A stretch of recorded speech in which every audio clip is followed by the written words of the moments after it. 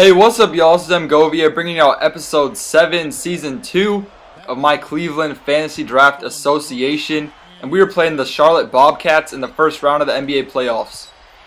And if y'all remember, if y'all have been subscribed to me for a long time, y'all might remember that in episode 2, that was so long ago, of this series, that we actually played the Charlotte Bobcats, and they were really a quality team.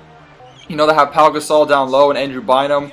And back then we had Ray Allen hitting shots for us in the clutch, but now we have different players. Let's see if these new wave Cleveland Cavalier players can step up in the clutch. You know, in this new season, kind of a new looking dynasty kind of going on here. And let's see if my moves as a GM will work for the better or for the worse. But as you can see, in game 1 of this series, we were losing early on. And look at this play right here. Look at Marshawn cutting to the right. He's clearly a better outside shooter than inside shooter. But he cuts to the inside, and that's a turnover because I thought that he was going to continue his cut to the outside and I was going to get an easy three-pointer in transition. So early on in game 1, it is not looking too good for us. As you saw earlier, we were actually losing by like, I think 15 or 20 points. So not a very good start. And at halftime, we're losing by 17 points in game 1 of the first round of the playoffs. And as you can see, shooting 35% is not going to help you at all against a quality team such as the Bobcats. And the thing about the Bobcats is that while they were really a great defensive team, offensively they were not very good. Down in the post they were good, but when it came to outside shooting, they weren't that great of a team. So what I did later in this game was I actually switched to a 2-3 zone, which you know, challenged them to shoot long range, what they couldn't do. So I kind of was able to come back right here as I'm getting, you know, transition layups, a lot of fouls, making all my foul shots. Everything's kind of going right, and eventually Kevin Love actually ends up tying the game. So bringing it to 2 right there, 1 possession game in the 4th quarter. And we were just getting dominated early in this game, but we were able to crawl our way back in with Jason Thompson off the bench, giving us some good minutes. We actually are able to tie the game with 6 minutes left to go and take the lead. So with 5 minutes left, Raymond Felton gives it to Gasol. We get the turnover. Give it to Darren Collison. Looks like we're going to pull up from 3 in transition, but he just gets the contact layup to go down. Big boy move by Darren Collison in the 4th quarter. And Pau Gasol on the perimeter. What are you doing stepping back? You're not going to shoot that shot, baby. You're not going to shoot that shot. And there's Raymond Felton on the perimeter. And let me tell you what, Raymond Felton at the end of the shot clock was straight up butter. He was cheese. He was every single good smelling, good tasting condiment that you can think of that induces easy layups for the computer, because that's exactly what he was. And I sag off with Luke Snow, the rookie, trying to get the steal, and Gasol drains it in my face, ice in his veins to tie the game with 1 minute and 20 seconds to go. So let's see what we are able to accomplish on this possession. Let's see if we're able to score and take the lead with a little more than a minute to go. Kevin Love in the post, that's exactly what we want. And look at that move! Oh my goodness, let's get another look at that move on Bynum. Where is he going with the left-handed layup, giving me the lead with a clutch shot? The clutch shot by Kevin Love. But Pau Gasol says, you can be clutch, but I can be clutch better. And he hits another layup. And I mean, Pau Gasol was just going off this game, to be honest with y'all.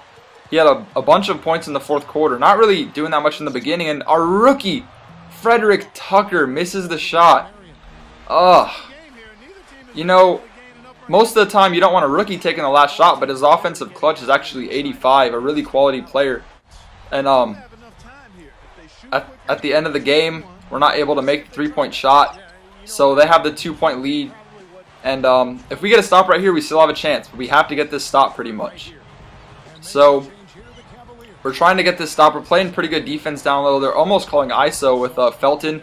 I kind of knew they wanted to give it to Gasol. I tried to double him, but if I did that, Raymond Felton would have been left wide open behind the line. So he actually hits the layup, and that's game 1. We lost at home. Pau Gasol goes off with 22 points.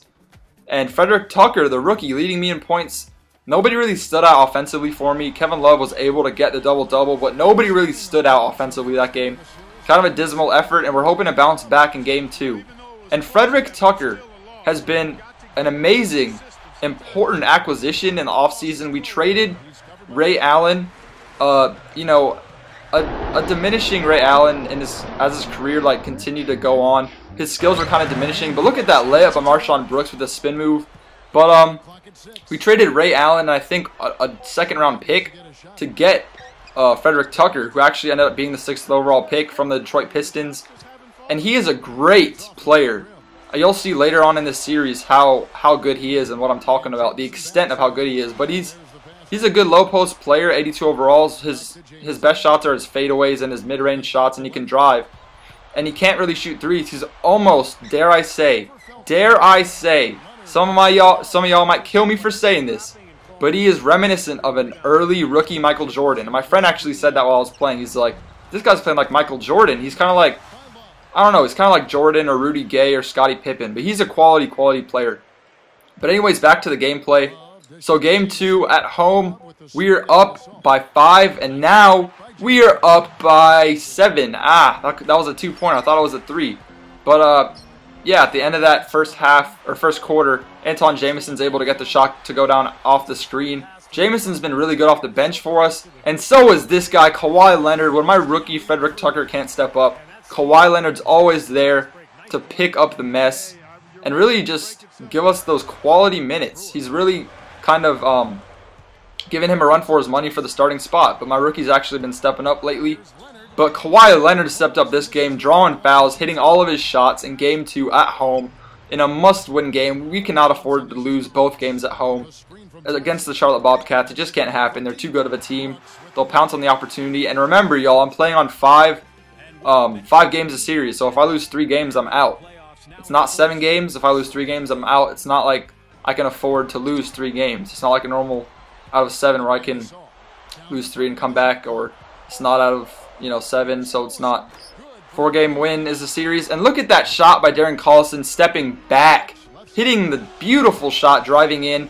I almost didn't even think he was going to make that, but he did. And there's Frederick Tucker displaying his great mid-range game in the 3rd quarter, consistently hitting that mid-range shot, consistently playing good defense, and consistently being able to drive. And look at him getting the steal too. We're going to reward him in transition, and he's going to get this tough layup with Andrew Bynum and Pau Gasol all over him. I mean, that is a tough layup, people. You're talking about 2 7-footers contesting his shot. Not easy at all. And Marshawn steps back from 3. And you know what? Marshawn Brooks in game 1 was so pathetic. He was so pathetic. I was disgusted by his effort. I was disgusted by his play.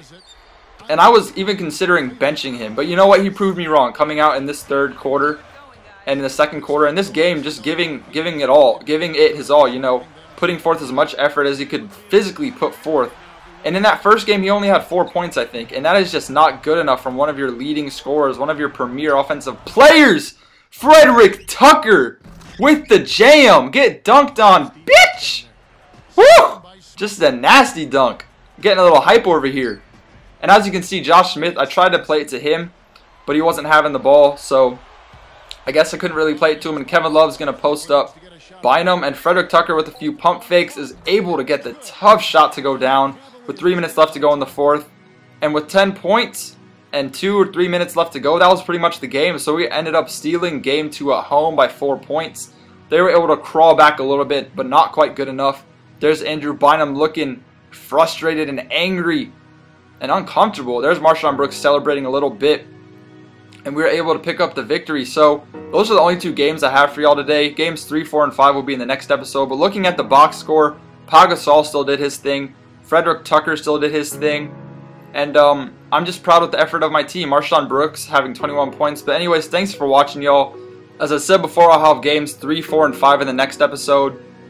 And thanks for watching. This is just a great episode. Stay lavish. Deuces, y'all. I'm out of here.